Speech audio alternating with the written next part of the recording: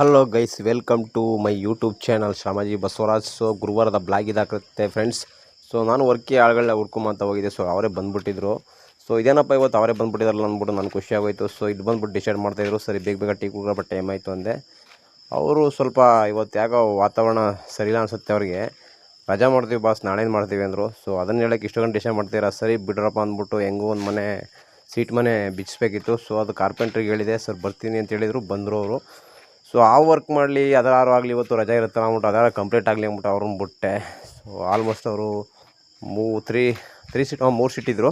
So almost ಎಲ್ಲ ಮಾಡ್ತಾಯಿದ್ರು. So ಬಿಸಿಲು ಸ್ವಲ್ಪ ಹುಷಾರಾಗಿ ನಿಂತ್ಕೊಳ್ಳಪ್ಪ ಮೇಲ್ಗಡೆ ಅಂದ್ಬಿಟ್ಟು ಮಿಷಿನ್ ಎಲ್ಲ ಕಟ್ ಮಾಡಿ ನೋಡಿ. ಮನೇನ ಕಟ್ಟೋದು ಭಾಳ ಕಷ್ಟ. ಸೊ ಕಿತ್ತಾಕೋದು ನೋಡಿ, ಜಸ್ಟ್ 1 hour ಹೆಂಗೆ ಕಿತ್ತೆಲ್ಲನೂ ಓಪನ್ ಮಾಡಿ ಇಟ್ಬಿಟ್ರು.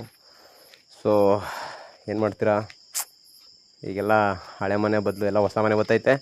ಸರಿ ಅಂದ್ಬಿಟ್ಟು ಹುಷಾರಾಗಿ ಬಿಚ್ಚಿರಪ್ಪ ಅಂತ ಹೇಳ್ಬಿಟ್ಟು ನಾನು ಹೇಳಿದೆ. ಸೊ ಆಲ್ಮೋಸ್ಟ್ ಅವರು ಫೋನ್ ಮಾಡಿದ್ರು, ವರ್ಕೆಲ್ಲ ಮುಗ್ದೈತೆ ಅಂತ. ಸೊ ಅಲ್ಲೋದ್ರೆ ಆವಾಗಲೇ ಪೇಮೆಂಟಿಗೆ ಕಾಯ್ಕೊಂಡಿದ್ರು.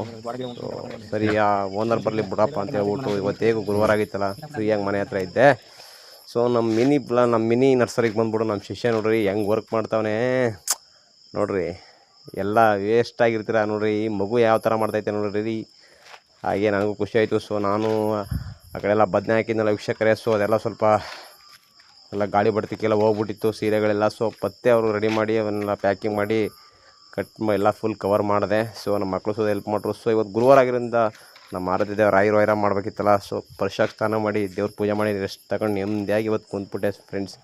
ಇದಾಗಿರುತ್ತೆ ಇವತ್ತಿನ ಬ್ಲಾಗ್. ಹೆಚ್ಚಿನ ವೀಡಿಯೋಗೆ ದಯವಿಟ್ಟು ನನ್ನ ಪೇಜ್ನ ಫಾಲೋ ಮಾಡ್ಕೊಳ್ಳಿ, ಹಾಗೆ ಸಬ್ಸ್ಕ್ರೈಬ್ ಮಾಡ್ಕೊಳ್ಳಿ. Bye friends.